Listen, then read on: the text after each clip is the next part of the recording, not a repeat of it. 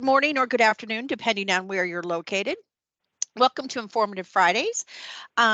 This is a session on preparing for open enrollment, including the new new STEP options that have been deployed. We thought they were coming in October. Infor released them a little bit early. They're really cool. Wait till you see them. And let's get started. So as many of you know, Nordic Consulting acquired Bales and Associates over 2 years ago. We've continued and will continue to do the great Infor ERP work we're known for, which will now be done under the Nordic brand moving forward. Jamie and the team are excited about how this change will positively impact our customers who can benefit from the broad set of services Nordic has to offer. So Bales is now Nordic. And my name is Kelly Gilbert. I'm Director of Service Delivery in ERP Services over at Nordic. I have been in the Infor/Lawson systems since 1994. I started working with Jamie since 1999. I oversee our managed services and our HCM practice. Trust me, they keep me in line. As well as HCM is my sweet area. That's where I was raised upon. So I started back in 7, worked up to the current version, and I'm also a PMP. And now this is my cohort in crime, Nikki. Hi, I'm Nikki Kimball. I'm the practice manager of the HCM team, also consulting part-time while I'm supporting the HCM practice. I started as a payroll manager years ago and been working with S3 Lawson, and then migrated into the GHR landmark world. So almost as long as Kelly, but as she always says, we were teenagers when we started working on this. I was 7. I was only 7. Okay. So we're happy to show you some open enrollment stuff today. Of course, we have this disclaimer that this material is referenced to Infor only. This presentation is for informational purposes. We just want to provide you with considerations as you make the best decision for your organization. Reliance on this information presented without consultation is at your own risk. We highly recommend that you contact Bales/Nordic to discuss how solutions can be tailored specifically to your needs. A little bit of our agenda today. We'll have a quick overview, then talk about open enrollment setup, current and new, the STEP enrollment overview, which is really, really cool. Enabling the STEP enrollment. This presentation actually showed me how to do it at one of my clients, so it's great. The new STEP enrollment and any questions we might answer for you. And here's our overview. For open enrollment, we uses enrollment events, right? Enrollment events are used to define life events, COBRA events, hire, new rehire, new hire, that kind of thing. They also control how these events are displayed to the individual, right? Open enrollments include a set date range in which individuals can enroll in benefits. And then life events include a defined amount of time around a life event in which an individual can make benefit changes. For example, a new hire is considered a life event, and they usually at 30 or 60 or 90 days from hire, depending on the wait period on when they can enroll in their benefits. Current open enrollment setup. Okay, so current open enrollment setup, you go to benefits, enrollment events setup. You have all these lovely things that you need to set up, which are your groups, your rules, your events, and then enrollment rules. There's organizational rules and enrollment rules, 2 different steps. Enrollment groups are a list of benefits that have been grouped together. For example, I group all my medical plans together. If I have more than 1 dental plans, I group them together. Even if I have 1 dental plan, I still have to have it in a group. The group is needed for the enrollment event. I'm right, Nikki, right? Yep. Okay, just make sure I'm not lying. Keep me honest. They are added to a group to show them together in enrollment. That's also how you list how they're going to show for the employee in the order. First, create the enrollment group and then add the benefit plan to that group. They can be added to enrollment rules. And here's an example of what it looks like. So if required, is selected, ensure they have a wave plan created, which if you're reporting AC8 out of Infor, I highly recommend that. It makes your life tremendously easier. Defines what can be seen. One rule can be used by multiple events. So I can use that rule for open enrollment. I can use it for marriage, having a baby, loss of job. That one rule can be used multiply.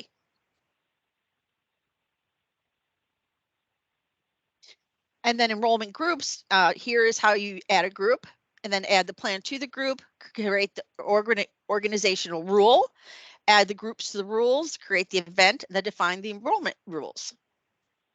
Make sense, everybody? Okay. And if you guys have any questions, we'll monitor the chat. Sorry, I should have said that earlier, or raise your hand. Whatever you need, just let us know. Interrupt me at any time, because as anybody on my team knows, I can talk for a long time. Organizational rules. After you've created the group, you must create the rule for the organization. Organizational rules define how current benefit related information is displayed to the individual. So here's an example, right? Here's where the step enrollment is. You want to use the step enrollment. Benefit administrators can check this box to organize the enrollment process into steps. Okay. And this filter is really cool. It's based on dependents. You select this box to have only one of the plans that would cover the dependents the employee intends to enroll displayed during enrollment. If they do not intend to enroll dependents, then only the individual plan and waive options are displayed. That's cool. Nikki, do I have to have my dependents attached to my record, or at least before I? Okay, so I have to do that first.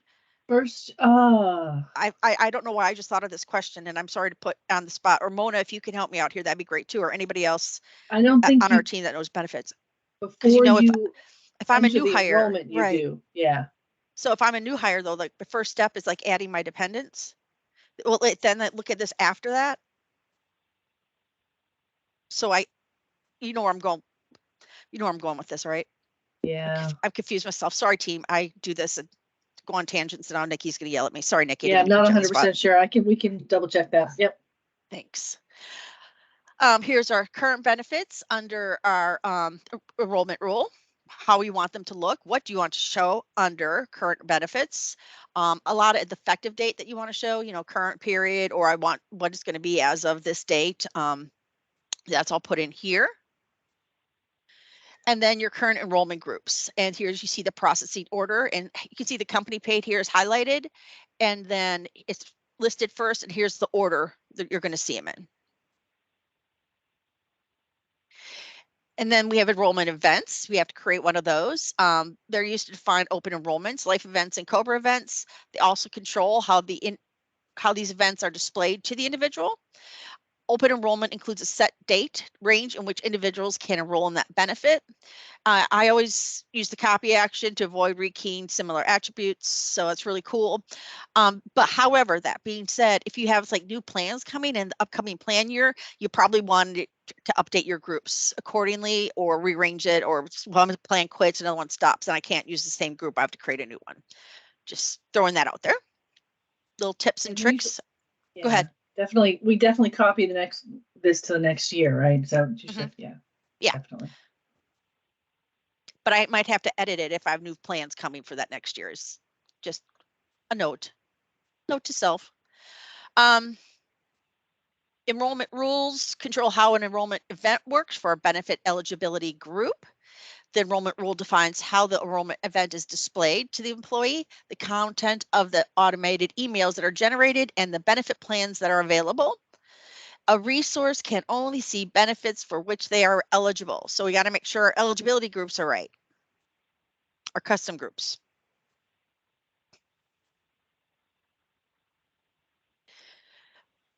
Here we are of our cost-based use for enrollments. The finalized rule, flex plan rule, email automation, enrollment displays, and enrollment groups. So here's for us all on our enrollment events.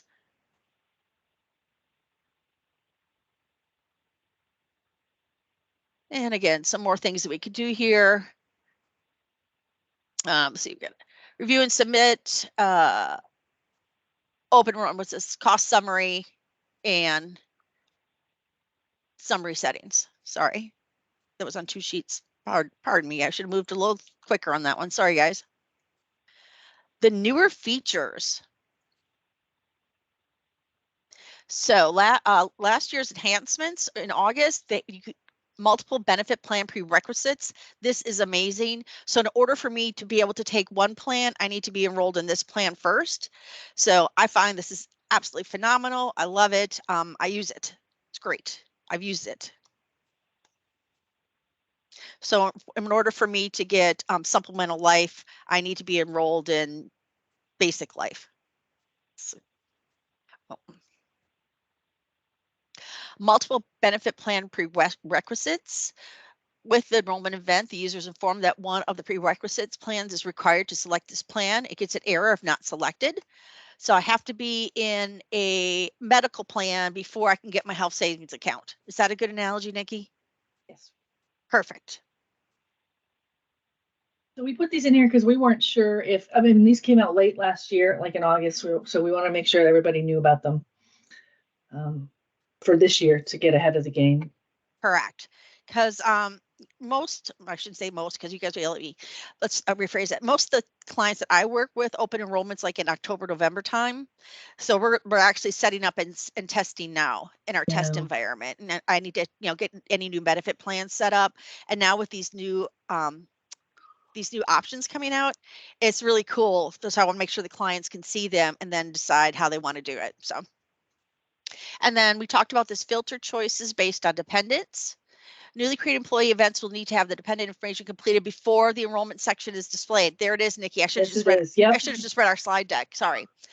For plans included in the enrollment groups where choices are made on dependents, only the coverage that works for all dependents is shown to the employee and the enrollment view. Great. I love it. Yep. I'm going to play with that too. Step enrollment overview. All right.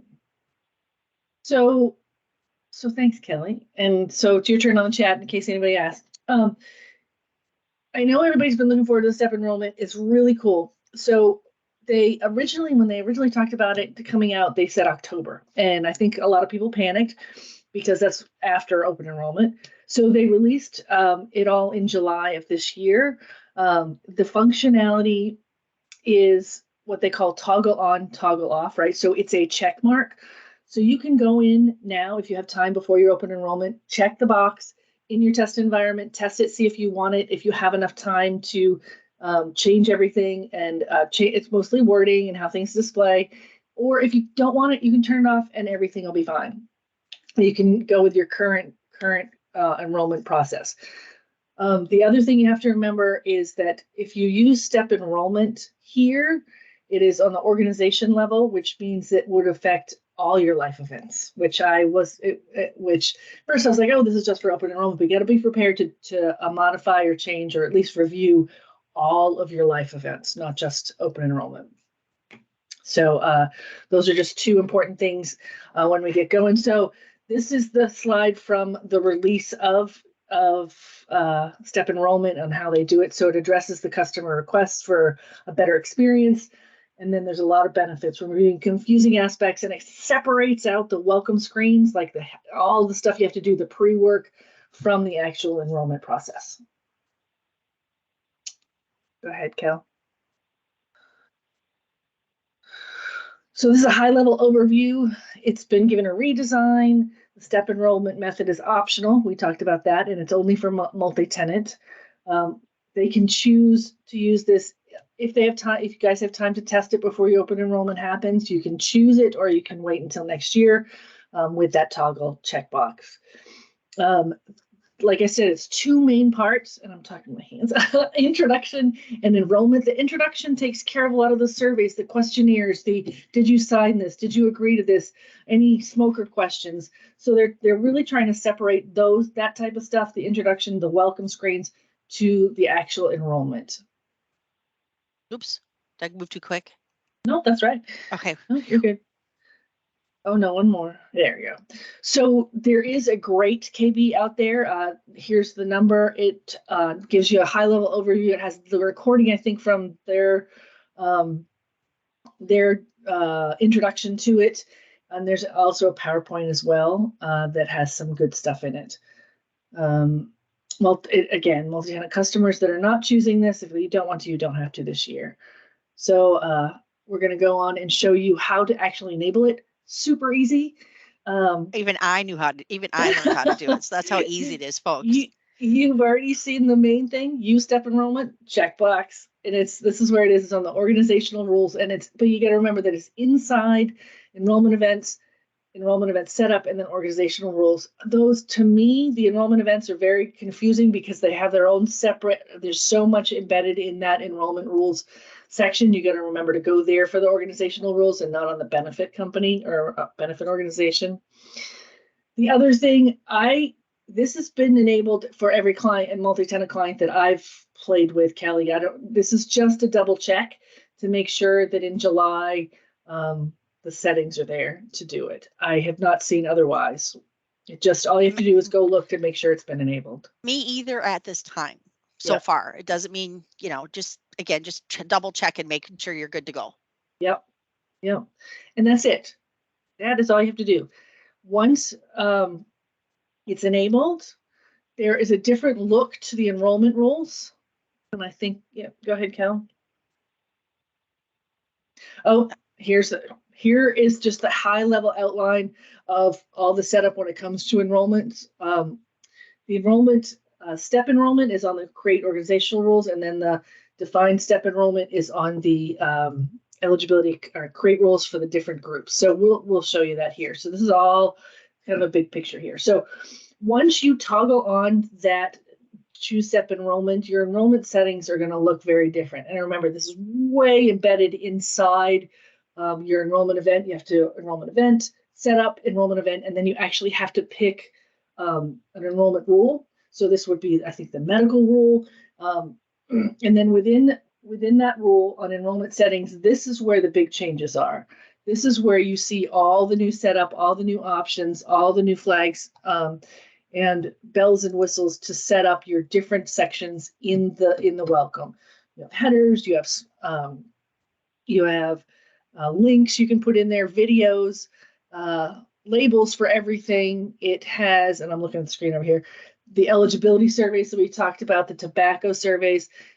It's really cool because with the tobacco question, you can actually write it the way you want it to now. So you can have a title for that section. You can change the text. Instead of just saying check here if you use tobacco, you can make it a little more specific if you want to your organization. I know that there's always someone saying, I don't want it to say, just tobacco. I want to include all kinds of the tobacco products. So it's kind of nice. And there's even options for tobacco use for your partner. And then there's different labels that you can use for all of that stuff. So this screen has a lot of functionality to it, a lot of stuff that can be added here. And they're broken up into really readable sections. And Kelly, I'm going to steal the screen, so don't forget to steal it back. I just want to show over here. Okay, so like I was saying, in the enrollment settings, you can see the welcome settings up here, and you have a lot of space to write stuff. You can put your logos, links, all kinds of information. Here's the video settings if you want to embed a video. Employee information settings. Do you want to allow these employees to change their name, change their address inside open enrollment, which is kind of cool. Before they had to go out, a lot of times they had to, go out and then come back in to do some of this stuff. Here's that whole tobacco section I was talking to you about. And then by toggling this off, you don't see any of it. So you don't even have to have anything about tobacco in there if you don't want to. There's stuff about dependents and if you can allow updates to the dependents at that time. So you can have the display options just like the admins see them differently. The dependents are beneficiaries only. So you can have them combined, separate. You can select how they see those. And then you have the enrollment sections, the review and submit, and then summary at the bottom. So it's kind of nice. It's got a lot of functionality on this one screen, but it has made it so much easier to, I don't want to say customize, I'm doing air quotes, customize, make it your own. So this is the real big benefit of the new step enrollment, is how the introduction section and the welcome section has improved, and made it easier for you guys on the admin side to make it your own. So Kelly, you can steal the screen back or borrow it. I've been told I can't steal the screen anymore. Procure. All right, thank you. So any questions about the welcome screen or the new enrollment setting? Here's an example of it. Here's what it looks like. It's easier, a lot easier to read. The welcome screen, it shows the buttons, whether you want them there or not. You can choose to have those links there or not. And then here's the video if you want it, right? It says it consists of 4 screens: the welcome, the video, the employment information, which is easily defined. You can see the chunks on the enrollment rules like we just looked at. And then here's the employee information section. And then whether you can select whether you can change the contact information like we saw, or this can just be view only. The next one is about dependents. And then this is where the enrollment starts. So it has a very different look and feel. It's got what they're calling cards for each one of the rules or the benefit sections. And I know there was a question before the presentation that we got. So can you change the pictures here for each one? Yes, absolutely. And you put it on the benefit plan itself. Kelly and I did go look for it, but we found it was a silly little field. All it says is like attachment. It doesn't tell you what it's for, but right at the top of the benefit plan now, there's a field that says attachment, and that's what goes here. Yep, you wouldn't know it, but that's where it goes. Yep. So we hunted for that field because we were like, where the heck? It's like, oh, it's right here. Yeah, yeah. So so it's kind of cool the way it looks. You can change, so you could change those if you wanted to. And the gallery view is what they're calling it. Shows for more visual flair. So it makes it user friendly, right? It's not as stiff as it used to be. So looks good. And ooh, go back one. Did we miss a card there? All right. So the cool thing is about this, it does give you errors and warnings when you don't see. So you can see on the screen on the first one on the dental, it has a selected. So it has that as a completed, kind of like a green check mark almost, but it's got a green button. There are other warnings that are that do show up, and it's kind of cool because they show up in yellow and red. And they say, okay, here's a warning. There's important warnings. It says, so you got to make sure you go back in there and do something, but it's pretty self-explanatory. Once you go in, it highlights what you need to do. So it doesn't leave you hanging. It says, okay, there's some action that needs to be taken on this card or in this group. Please go back. So it does give you a bunch of different warnings and messages, and then statuses as well. So you know where you are kind of in your enrollment.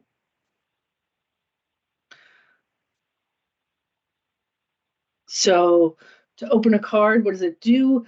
Here's like an overview of when you're looking at the card itself.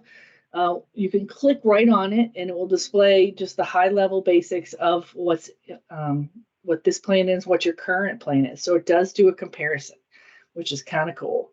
The comparison to the currently enrolled plan, you have to enable it on that the new rules, but it allows you to look at your plan and compare it, the basics, and then who you have enrolled, and then additional details if they're available. So you can kind of fill this in how you want and make it a little more easy for the employee to determine which is better plan for them. So it's a lot of added benefits here.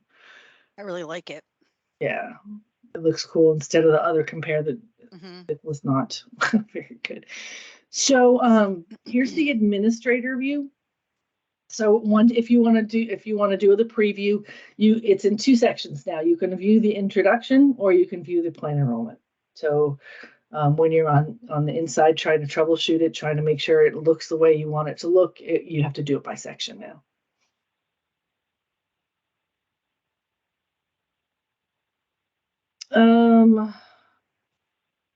So the employee views of the benefits have improved to show new buttons on the top, so you can resume and start. It actually kind of reminds me of their performance appraisals, right, where it's resume and keep going or that kind of thing. They're making it more streamlined and making the system look, more like all the modules, so they're streamlined. That is it. Oh, that's it. That's it. It went a little quicker than I expected. Yeah, but that's the cool thing. It's pretty easy.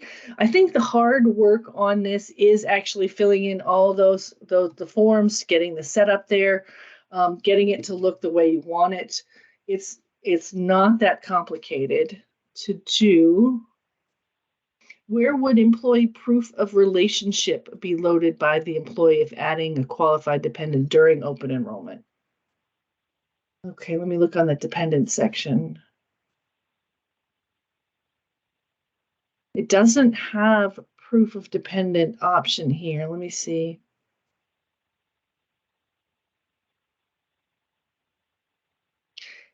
It just says allow to add update. It does not, there's no delivered upload right to that section, but I don't think it'd be that hard to get that. Let me see if there's links up at the top. I don't see it. As a delivered functionality. Great question, though. Can you explain more as to why we would or would not want to check the box for filter choices based on dependence? Going back to that slide, let me see if I can find it. Do you want me to go back, Nikki? Yeah, well, that was the functionality added at the end of last year, right?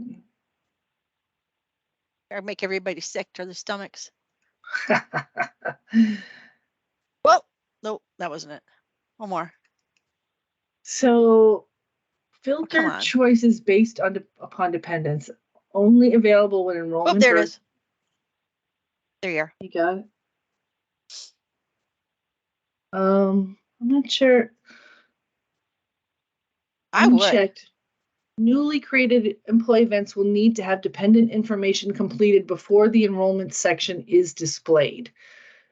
So they couldn't do it inside the enrollment, right? For plans included in enrollment groups where choices are made on dependents only coverage. So that would make it so as an employee, you wouldn't see single and spouse, right? You would only see the ones with the dependents that you have. Oh, that's right. And I might not want to enroll my dependents. Right. That's a good point. Yeah. So the question is I guess now that we explained it to ourselves, then even though they might have dependents, they might not want to enroll them because they're on someone else's health plan. But usually they don't put them in if they're not going to enroll them. So now I'm doing this circle, Nikki, where I can't decide what way I want to go. What do you think? If they do not intend to enroll dependents, then only individual play. That would just force them to enroll all their dependents in the system. So you'd have to, if they're in there, you got to enroll them. So that would just have to be a communication beforehand to say, okay, if they're going to be in the system, then you have to enroll them. But that keeps it cleaner, keeps the system cleaner in the sense of you're only keeping the ones that you're going to enroll in the benefits. But Nikki, what if they are, if they're dependents, they're going to cover their health, but they're not going to cover their dental and vision? Right. Yeah. Yeah, that would force them to have. I'm not liking that box right now. Yeah. Yeah, I don't like it either. The only other question I had is, there's a lot of organizations that they enrolled, just check a box that say dependents are enrolled. And actually the dependent information is at the vendor level, not within the Infor system. Interesting. Do you think it means that it just, like, if you don't have any children in the plan, it just will only show employee only? But if you have children listed, it might list employee only or employee children. Yeah, we're thinking not the opposite. family. That is accurate. That you're probably right too. We're just thinking the opposite, right? Okay. We're thinking it's going to force you to have the dependent options. But yeah, if it's going to take it away. You know what? I'm going to say this. I want to test that a little bit and see Yeah. exactly what happens. And we'll get an email out or a response back out to the group, because Yeah. I don't want to tell you incorrectly. I haven't tested it yet or play with it. So I want to go in and see exactly what's going to happen. And even if I do have dependents in there, I only want to still select single. I want to make sure single's still available to me, or vice versa. Does that make sense? Yeah. Let's we'll test it, and we can email everybody on this call. Yep. Great questions, you guys. All right. I love these questions. There's another one, Nikki. We were told you cannot provide upload screens for open enrollment. However, it would be great if you could look into this as employers. Okay, the dependent verification. Okay. Yeah. I thought I saw another one come in. It was a multi-question one. Oh, it's gone now. Okay. So dependent verification. So you were told that you couldn't upload during open enrollment, which makes sense. You would want to do it, potentially while you're adding the dependent. Well, but but see, what we do is for employees who are adding new dependents during open enrollment, we verify all of our dependents. And we understand during life events, you have to provide the proof. During open enrollment, we understand that legally you don't have to provide proof, but for employers who do dependent verification, employees are struggling of where to attach that documentation that's required in order to verify their dependents so that they can stay on for the new year. If they don't verify them, then we remove them. Oh, okay. Okay. All right. Yeah. Enhancement request for sure. Is there another one? If we did. Name and By the way, we did put in an enhancement request, but we Okay. were told it's not going to happen. Interesting. Same here. Do we want, If there's another one here, Nikki, if we include name and address change options with open enrollment, when the event is finalized, is the admin approving those name and address changes? Will it be one approval? That is approved, or will be all approvals be separately? I don't have an answer to that one, Nikki. yeah, I don't either. Lindsay, we'll get back to you. I would assume that the same rules apply, but write that down. Thank you.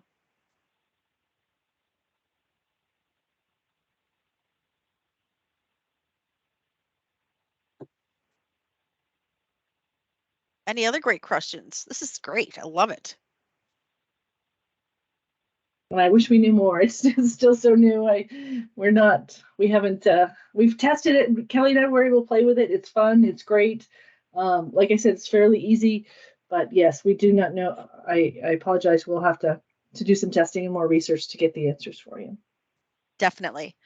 And just a quick follow-up, just so you know, we do offer coffee with consultants. Drop us a line to schedule a complimentary 30-minute session with a Nordic ERP expert. Just go to nordicglobal.com and contact, and we'll reach right back to you. There it is. Woo. Our next informative Friday is next Friday, August 25th at 1 o'clock, and we will be going over inventory replenishment using MSCM, which is Mobile Supply Chain Management. Jerry's gonna be very proud of me that I actually knew what that meant. So, hopefully we'll see you again next Friday. Also, I have one more slide here. Informative Fridays is next quarterly series scheduled for October. So we have some really cool stuff that the HCM team is going to deliver in October, and so it's going to be fun.